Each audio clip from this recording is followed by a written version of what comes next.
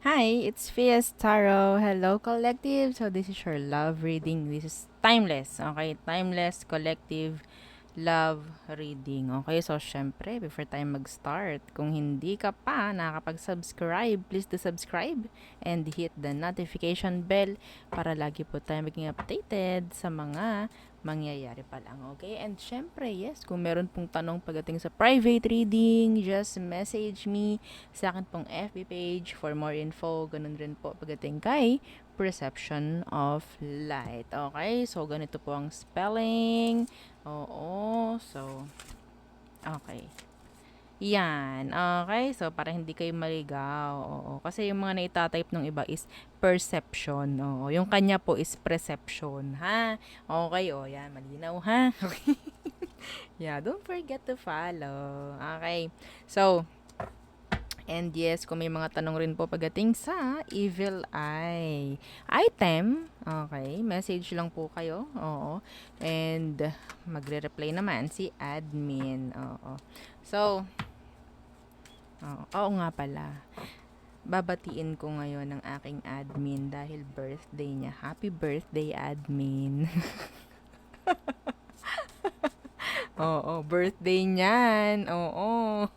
Ngayon, sa mga magme-message diyan, batiin niyo naman. Hindi, joke lang. Hindi, oo, pero totoo birthday niya ngayon. Okay? So, yeah. Si admin. Okay. Ano pa ba? Okay. So, okay, the granter.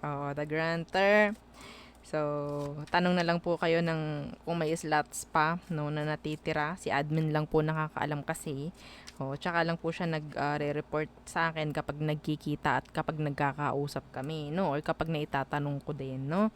So, yun. And, yeah, yun lamang. So, let's start. Collective. Okay. Collective love reading. No zodiac sign needed. Kahit anong zodiac sign mo, pwede kang manood ng collective reading. Okay. Okay. So, ano bang meron? Tingnan natin. Ano bang situation nyo, collectives? Kuha muna tayo ng situation. So, sa mga hindi pa available yung kanilang mga zodiac sign para sa uh, love reading ngayong April, so you can watch this one. Okay? So the Ten of Cups in reversed. And the Six of Pentacles. Mhm. Meron ditong nasirang family, ha? Or sabihin nating meron ditong nakakaramdam ng hindi buo. Okay? One thing na ma-fix or one thing, may something na binebeg eh. May something na ginugusto pagdating dito sa sitwasyon na to. Okay, yeah. See? May gustong i-fix, may gustong ayusin, may gustong pag-focusan. Okay? Meron ditong nakukulangan. Yun. Okay? Nakukulangan. Pagkukulang. Ano kaya magandang i-title dito? Pagkukulang. O, di ba? Okay. Tingnan natin. Who is this person? Anong meron sa kanya, collectives? Ano bang energy ng taong ito? Anong energy niya? Anong meron sa kanya? So, the Knight of Cups. Gumagawa naman siya ng effort, okay. The Three of Wands in reverse. Pero parang pakiramdam mo hindi siya seryoso. Ito yung taong gumagawa ng action, pero I think ang binibigay niya sa'yo is bare minimum. Yeah, just bare minimum. They're not totally consistent. Ayun ang gusto mong mabago. Gusto ng pagbabago.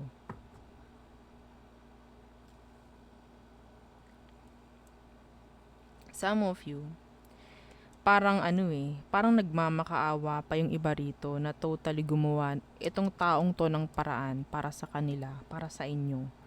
Yun ang specific kong nakuha.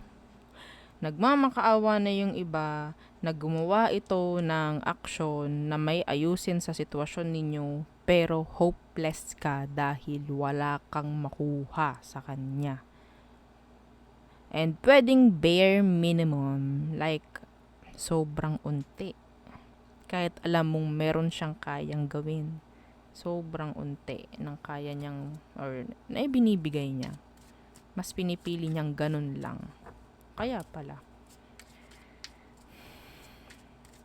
paghahanap or yan, nalimutan ko na agad yung title natin. O, diba? May iba yung title nito. Okay. Sige ha. Papakinggan ko na lang ulit. Okay. So, what's their true emotions? Ha? Tingnan natin, ano ba talagang emosyon niya sa'yo, collectives? Some of them kasi, pwedeng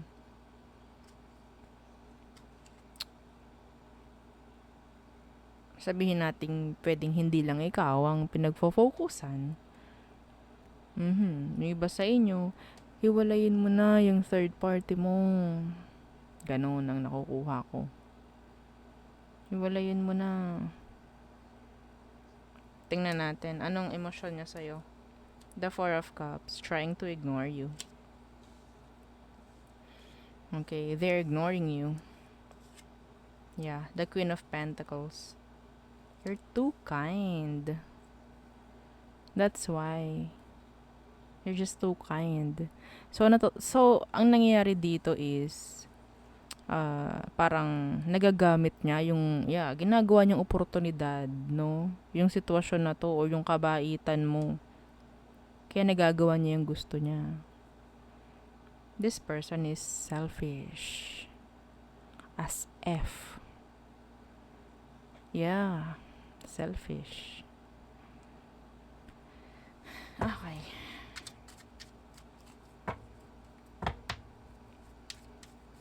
Kapag ikaw, gawa ka ng gawa dito sa taong to, like beg, talagang i-ignoring ka niya. Talagang i-ignoring ka nito. Talagang tatalikuran ka nito. Sa totoo lang. Kaya wag mo nang gawin.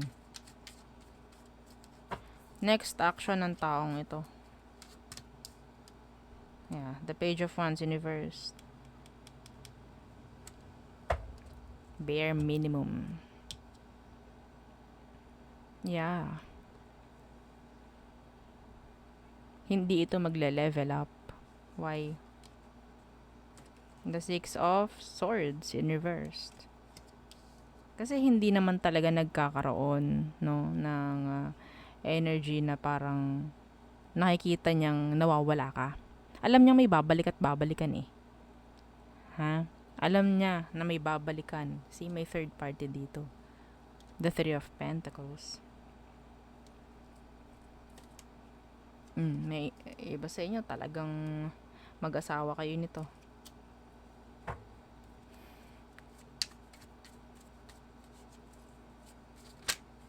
So, may pagkukulang talaga itong taong ito.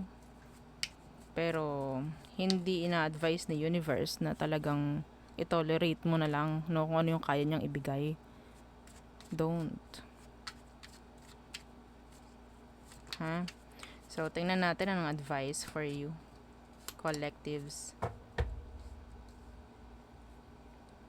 Judgment. It's time to make a decision. Ha? Yes. See, the Four of Swords. Hindi na ito yung right timing para ikaw ay what? Maghintay. Hindi ito yung right timing para ikaw ay what? Manahimik. You need to do some action. Ha? You need to. Oo, you have to. Okay? Kung, eto depende sa gagawin yung action. Depende sa sitwasyon. Ha? Okay?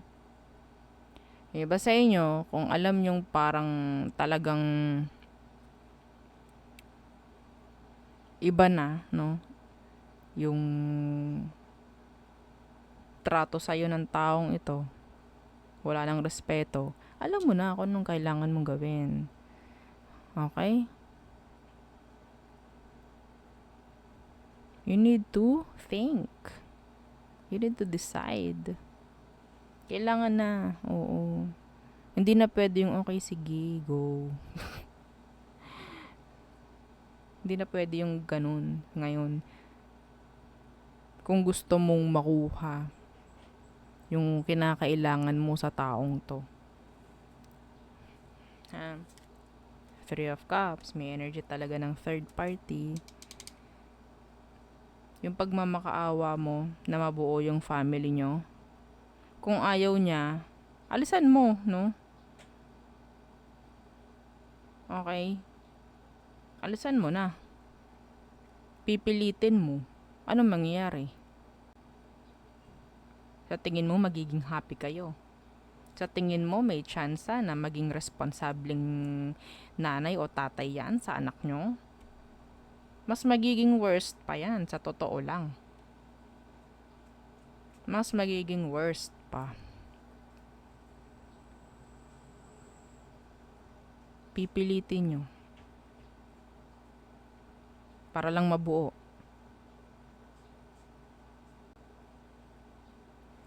Diba? Release. Eight of Swords, Universe.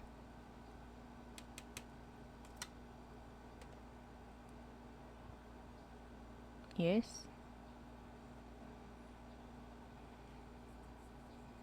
Some of you kasi talaga is too kind. Oo. Sa mga ganitong sitwasyon, kaya kahit papano, yes. Bare minimum, tinatanggap. Breadcrumbing, or kung ano man ang kayang ibigay ng taong ito, na hindi naman dapat ganun, tinatanggap. So, aasahan nyo, specific, aasahan nyo ba na alis yan sa third party? No! Pinagagaan mo lang yung sitwasyon ng person mo. Pinagagaan mo lang. 'Di ba?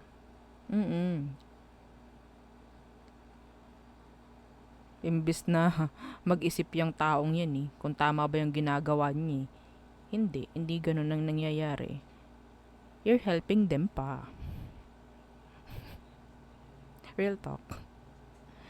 Yes. So, wag na. Okay? Wag na. Oras na gumawa ng action. Depende sa sitwasyon kung ano man meron sa inyo. Okay? Kung iba sa inyo, kaya nyo ilaban to, laban nyo. Yun na nga lang, iisipin nyo kung worth it pa ba. Okay, so there. Yun ang ating reading for the collectives. Again, don't forget to like, share, and subscribe. And follow our FB page. Thank you. Bye.